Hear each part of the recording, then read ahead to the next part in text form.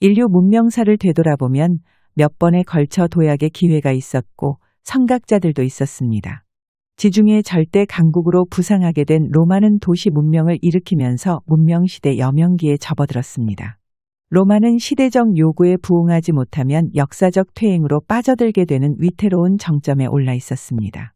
이것은 시대가 요구하는 과제였습니다. 무언의 압박이었습니다. 인류 공존과 번영은 그냥 주어지는 게 아닙니다. 시대적 요구가 충족되지 못하면 없었던 일이 돼버리고 도약의 발판은 벼랑 끝이 되면서 날개가 없는 물체는 추락합니다. 바로 그때 혜성처럼 나타난 사람이 카이사르였습니다. 카이사르는 경쟁과 갈등, 양육강식의 논리를 종식시키려고 했습니다. 오늘날의 유엔처럼 공존과 인류 번영을 모색하면서 관용과 포용 정신을 이야기했습니다. 그러나 시대의 흐름을 감지하지 못했던 한심한 원로원과 키케로가 작당을 하고 카이사르 암살을 자행했습니다. 이처럼 시대적 요구가 충족되지 못하고 있었기 때문에 카이사르 암살은 개인의 생사 문제로 끝나지 않았습니다. 문명시대 여명기 먹구름이었고 재발의 여지가 있는 악성 종양이었습니다. 반문명적, 반인륜적 범죄가 급증한다는 불행의 전조였습니다. 카이사르 암살 이후 역사적 퇴행 여파가 유대 속죄에까지 미치면서 서기 30년 예수 사건으로 비화되었습니다. 관용과 포용 정신을 말한 카이사르와 마찬가지로 나사렛 예수도 실물 교훈과 시대의 표적을 말한 문명의 선각자였습니다. 예수의 산상수훈은 자아발견과 정신력 무한신뢰였습니다. 시대적 요구에 적합한 발상 전환으로 문명 시대 꽃을 활짝 피우자는 계몽주의 메시지였습니다. 창조적 발상의 원천이 되는 산상수훈이야말로 과거와 현재 그리고 미래로 이어지는 생각의 씨앗이었습니다. 산상수훈에는 천국복음, 천국비밀, 천국의 열쇠, 누룩, 달란트, 이윤을 남긴 장사, 진주, 혼인잔치, 신부와 신랑, 밭에 묻힌 보물, 슬기로운 자와 미련한 자.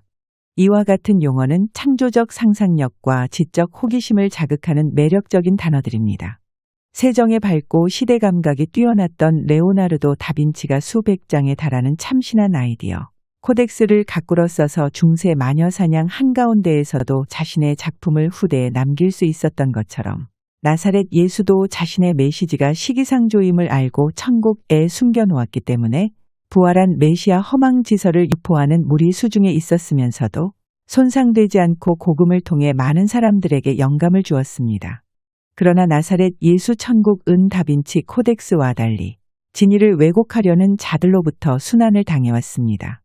지금으로부터 2000여 년 전 사람들에게 있어서 문명 세계와 경험하지 못한 미래는 정체를 알 수 없는 두려움과 종교적 불경 그 자체였습니다.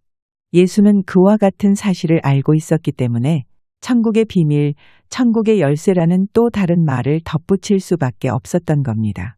예수가 말한 시대의 표적은 물질 문명과 동반 성장해야 하는 정신세계였습니다.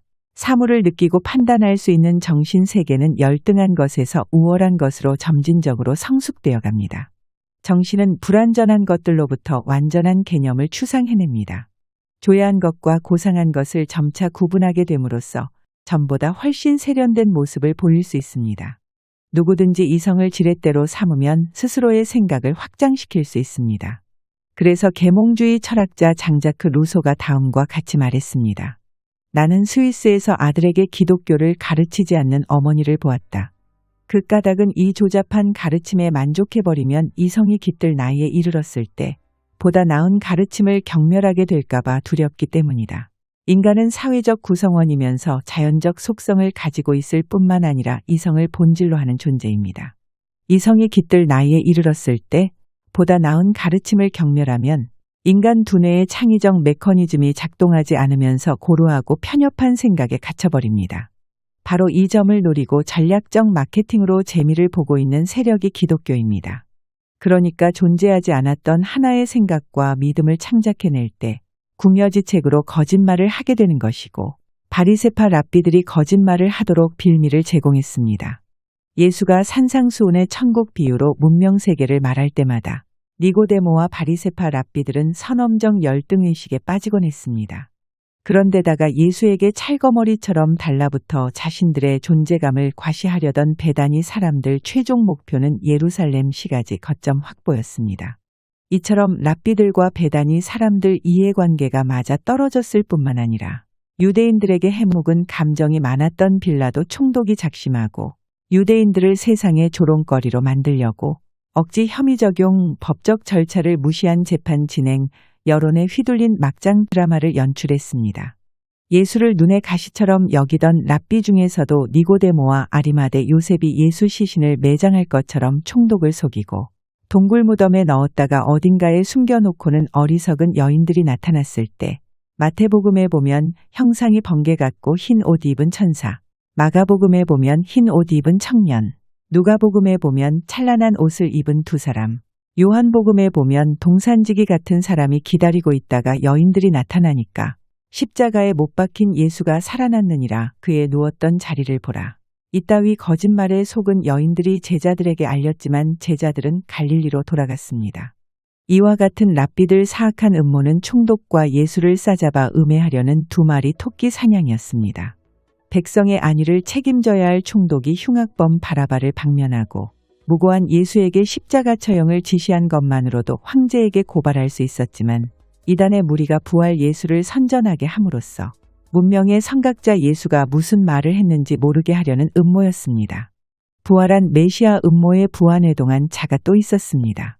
바울은 나사렛 예수와 일면식도 없는 사람이었습니다. 그런데도 자기가 다락방에 있을 때 예수가 최후의 만찬을 주재하는 광경을 목격한 것처럼 고린도 사람들에게 보낸 편지에서 거짓말을 했습니다.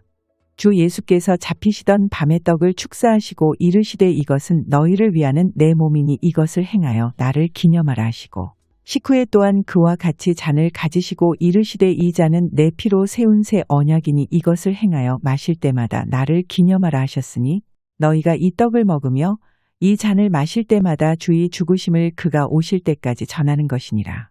이와 같은 허위 사실을 서기 55년경 유포하니까 거짓말이 눈덩이처럼 불어나면서 서기 65에서 70년 나온 것으로 추정되는 마가복음에서는 예수 신화의 역사적, 지리적 배경을 추가했고 그 다음에 나온 마태와 누가복음에서는 예수 탄생과 부활에 대한 세부 내용을 윤문했으며 요한복음에서 기독교 신학이 견고해졌기 때문에 랍비 니고데모와 아리마대 요셉의 예수 시신 동굴 무덤 방치와 바울의 거짓말 최후의 만찬은 문명의 선각자 예수와 아무런 관련이 없는 새빨간 거짓말이었습니다.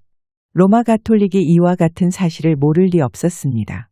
가톨릭은 이 점을 심각하게 고민한 나머지 교부들만 성경을 읽고 일반인들에게는 공개하지 않았습니다.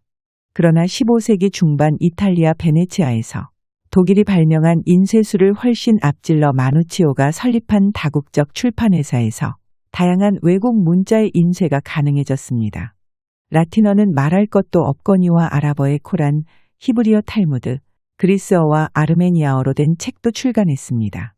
가톨릭 신부였던 에라스미스도 1516년 신약 성서의 각종 그리스어 사본을 합쳐서 최초로 그리스어 성서를 활자화하고 상세한 주해와 라틴어 번역을 첨가한 교정 신약 성서를 펴냈습니다. 가톨릭은 그 책을 일반에게 공개하는 것을 원치 않았습니다. 그 무렵 마르틴 루터가 종교개혁을 주장하면서 에라스미스 라틴어 신약 성경을 독일어로 번역하고 1522년 출간했습니다. 3년 후 윌리엄 틴데일도 독일어 신약 성경을 영어로 번역했습니다. 영문 신약 성경 3000부를 출판하여 비밀리에 영국으로 반입하는 데 성공했지만 로마 가톨릭의 눈치를 봐야 했던 영국 국왕 헨리 8세가 시중에 유통되던 성경을 모두 소각했습니다. 그런데도 계속 반입된 18,000부 중에서 2부가 오늘날 대형 박물관에 있다고 합니다. 금서를 발행한 틴데일은 황제의 법령에 의해 1536년 화형으로 죽임을 당했습니다. 그 당시 마르틴 루터는 바르트부르크 성주 프리드리히 보호를 받고 있었기 때문에 목숨을 부지할 수 있었습니다. 왜 로마 가톨릭은 사람들을 죽이면서까지 신약 성경 출판과 보급을 막으려고 했을까요? 앞에서 이미 말한 바 있거니와 신약 성경은 역사적 사실이 아니기 때문이었습니다. 이것은 가톨릭이 양보할 수 없는 마지노선이었습니다. 그런데 루터가 종교개혁을 빌미로 신약 성경을 시중에 유통시켰기 때문에 정교하게 맞물려 돌아가는 톱니바퀴 구조였던 로마 역사 속으로 신약 성경을 집어넣으면 사실과 거짓의 경계를 모호하게 허물어뜨린 구체적 사례가 백일하에 드러날 수밖에 없었습니다. 그런데도 과격한 선동가였던 루터는 믿음으로 모든 이성과 의문을 발밑에 두고 깔아뭉개야 한다. 성경의 내용이 의심스럽다거나 다소 앞뒤가 맞지 않더라도 부정하지 말고 무조건 믿어야 한다고 주장했을 뿐만 아니라 에라스미스에게 종교개혁에 동참하라는 말까지 했습니다.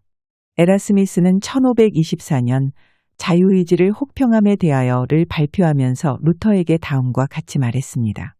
나를 가슴 아프게 하는 것은 귀하의 오만하고 무례하고 반골적인 본성으로 인해 온 세상이 무장을 하고 있다는 사실입니다.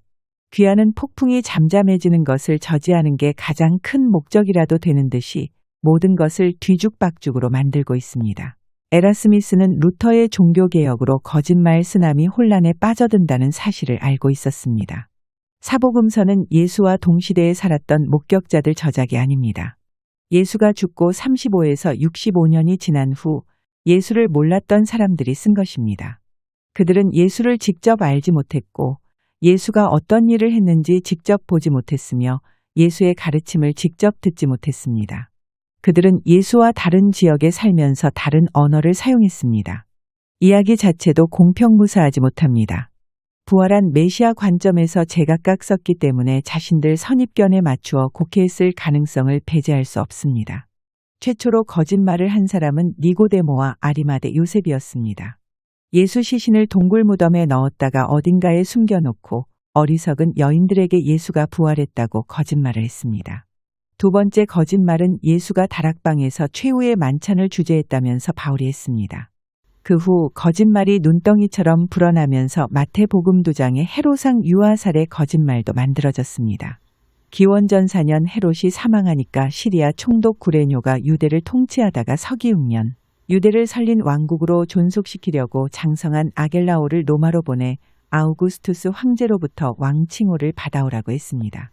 유대인들은 사마리아 말타케 소생 아겔라오가 왕이 되는 것을 원치 않았기 때문에 대표단을 먼저 보내 아겔라오가 유아살해 만행을 저질렀다면서 거짓 탄원을 했습니다. 황제는 사실 확인도 하지 않고 때마침 게르마니아 원정에 나선 바루스에게 아겔라오를 전쟁터로 데리고 가라고 했습니다.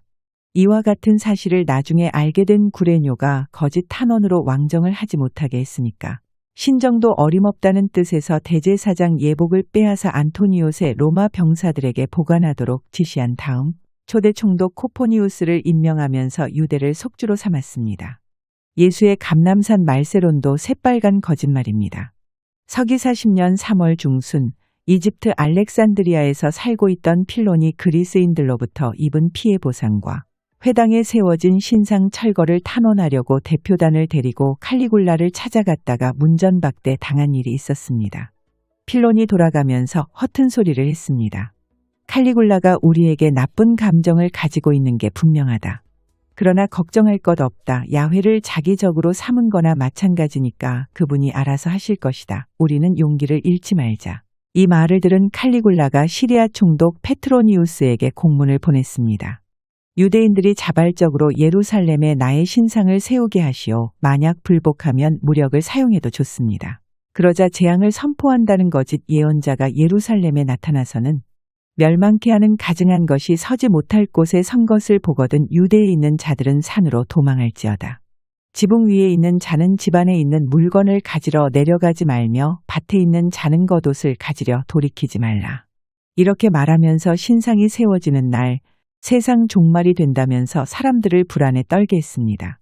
그러나 칼리굴라가 근위대장에게 살해당하고 제위에 오른 클라우디우스가 신상 깻잎을 없었던 일로 하라고 지시하면서 해프닝으로 끝난 사건을 가지고 서기 65년경 나왔을 것으로 추정되는 마태복음에서는 서기 30년 예수가 재앙을 선포한 것처럼 거짓말을 했습니다.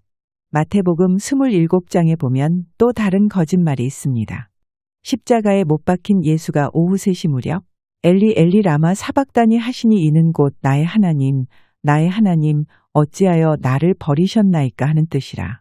이에 성소 휘장이 위로부터 아래까지 찢어져 둘이 되고 땅이 진동하며 바위가 터지고 무덤들이 열리며 자던 성도의 몸이 많이 일어나되 예수의 부활 후에 저희가 무덤에서 나와 거룩한 성에 들어가 많은 사람에게 보이니라. 백부장과 및 함께 예수를 지키던 자들이 지진과 그 되는 일들을 보고 심히 두려워하여 가로되 이는 진실로 하나님의 아들이었도다 하더라. 이 기록은 당시의 예루살렘 상황과 맞지 않습니다.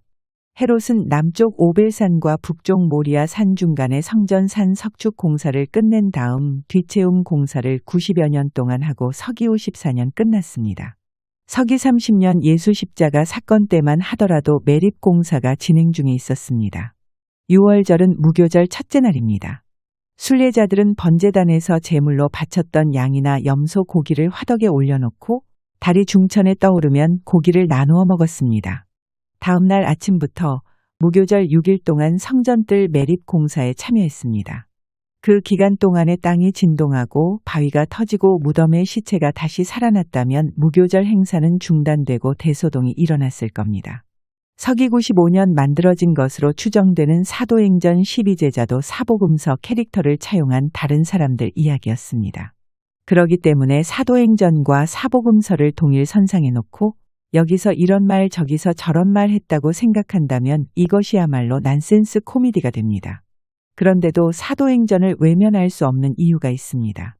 사도행전 1장에서 11장까지는 빌라도 총독이 통치하던 서기 36년 이야기입니다. 12장부터 23장까지는 유대 왕 아그리빠 1세와 총독 쿠스피우스 파두스, 그리고 훗날 베스파시아 황제 근위대장이 된 유대인 티베리우스 알렉산더의 총독 재임 기간 중에 있었던 이야기입니다.